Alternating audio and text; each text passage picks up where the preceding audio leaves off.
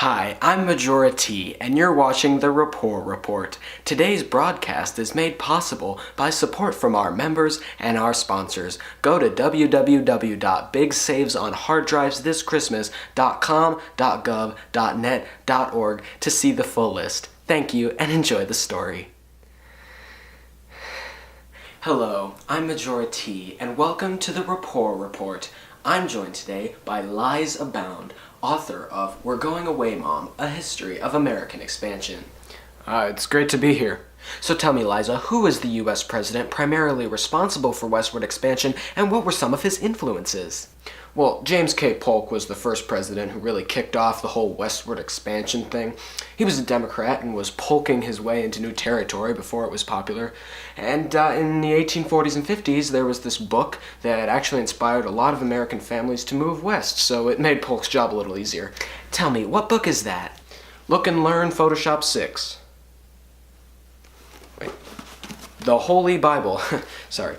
This was the book that caused thousands of ordinary Americans to think that it was their God-given right to manifest possibility in the new land, even though the ideas behind westward expansion have their roots in the 17th and 18th centuries. For instance, early colonial Americans were like, hey Britain, can we travel west to the Appalachian Mountains and live there? And Britain said, no, here's the proclamation of 1763, am I right? How is that in any way related? So tell me, Liza, would you say it was their manifest destiny to go in that direction?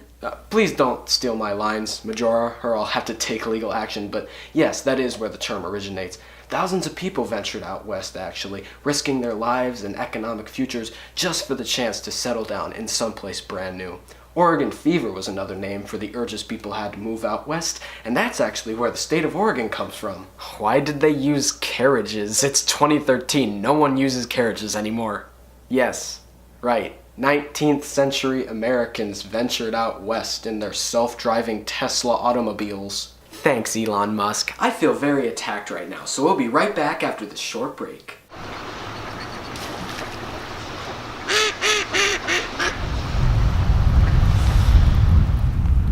We out here in northern Oregon have a habitable expanse of about 5,440 acres, belonging, of course, to anyone willing to cough up the cash. We're located near the 5440 line, which is a very peaceful and non-controversial place to live, right close to your fellow Canadians. Isn't that sweet?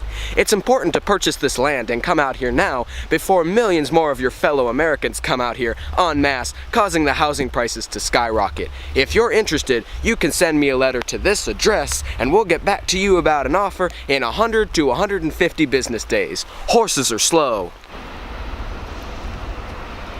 And we're back with Liza, author of We're Going Away, Mom, A History of American Expansion. Wow, Majora, that's amazing. I remember you already said that in the intro. So, I want to talk about conflicts with Mexico. How did they play into all this? Oh, Mexico was hugely influential in this equation, actually, and that's where the stories of California and Texas came from. You see, in the 1820s, explorers like Stephen Austin and Jim Bowie started venturing down into the territory that we call Texas nowadays, but the only problem was that Mexico occupied that land, and when President Polk came around and said, hey, can I have this land? Mexico said, no. I wonder why. Yeah, I wonder why. It's bizarre. I mean, countries never want to maintain their existing territory or expand into new land to improve their clout on the world stage. In fact, you should get someone on this show to talk about the expansion into new land with you. That is a wonderful suggestion, Liza. Which reminds me, you viewers at home, that's right, you. You can always write suggestions and send them to us at our email at www.www.at@gmail.com//www. Thank you. California was another valuable piece of land. Notable was its fertile soil and wide open bays.